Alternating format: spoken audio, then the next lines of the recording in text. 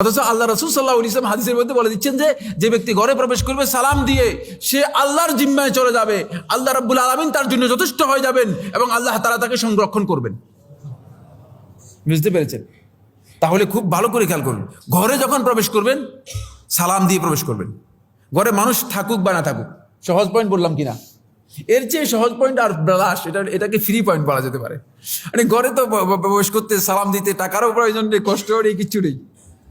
সেটা হলো ঘরে ঢুকার সময় যে সমস্ত কাজগুলো আমাদের জন্য খুবই সুন্নাহসম্মত। ঘরে ঢুকার সময় দেখা যায় যে আমরা ঘরে ঢুকি, কলিং বেল দিয়ে ঘরে ঢুকে যাই। নবী সাল্লাল্লাহু আলাইহি ওয়াসাল্লাম সুন্নাহগুলো আমাদের জানা না থাকার কারণে সেই সুন্নাহগুলো আমরা যেভাবে পালন করা দরকার সেভাবে পালন করতে পারি না।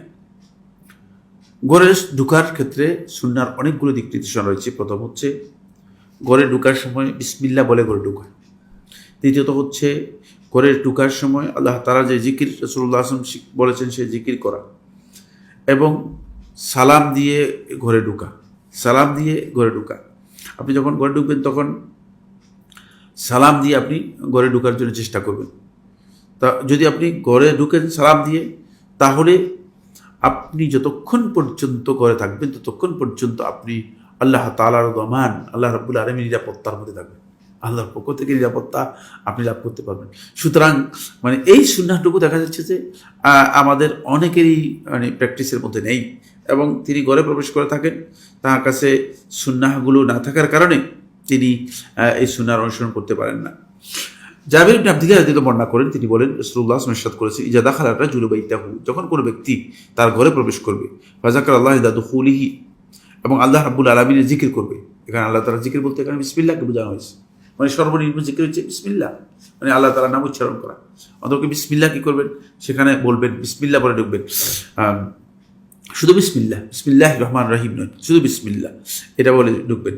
ওয়াইন্দা তাআমি, খাবার সময় বিসমিল্লাহ বলবেন। কালা শাইতানু, তাহলে শয়তান বলবে কি, লা মাবিতা লাকুম ওয়ালা আশা, যে শয়তান তখন বলবে যে আজকে তোমাদের এখানে থাকার জায়গাও নেই, খাবারের কোনো ব্যবস্থা নেই, কারণ ব্যবস্থা উঠে গেছে, খাবার এবং থাকার ব্যবস্থা উঠছে। ওয়াইজা দাখালা ফালাম ইয়াজকুরিল্লাহ, যখন ঘরে প্রবেশ করে কিন্তু বিসমিল্লাহ না বলে প্রবেশ করে, ফালাম ইয়াজকুরিল্লাহ ইনদা দুখুলিহি, ঘরে প্রবেশ করে কিন্তু বিসমিল্লাহ না বলে। কালা শাইতানু, শয়তান বলে আযযাকতুমুল মাবিত, আজকে থাকার তোমাদের একটা সুযোগ হয়েছে, তোমরা আজকে থাকতে পারবে। ওয়ালাম ইয়াজকুরিল্লাহ ইনদা তাআমিহি, যখন খাবারের ব্যাপারে বিসমিল্লাহ না বলে কালা আযযাকতুমুল মাবিত ওয়াল আশা, রাত্রের খাবারও তোমাদের ম্যানেজ হয়ে গেছে, মানে থাকাও তোমাদের ম্যানেজ হয়ে গেছে এই ব্যাটার সাথে, আর রাত্রে খাবারও কি হয়েছে, ম্যানেজ হয়ে গেছে।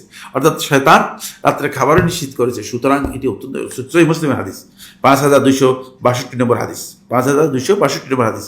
এই হাদিস থেকে আমরা বুঝতে পেরেছি যে মানে আল্লাহ রাসূল সাল্লাল্লাহু আলাইহি ওয়াসাল্লাম এখানে আমাদেরকে কি বিষয় ইঙ্গিত দিয়েছেন।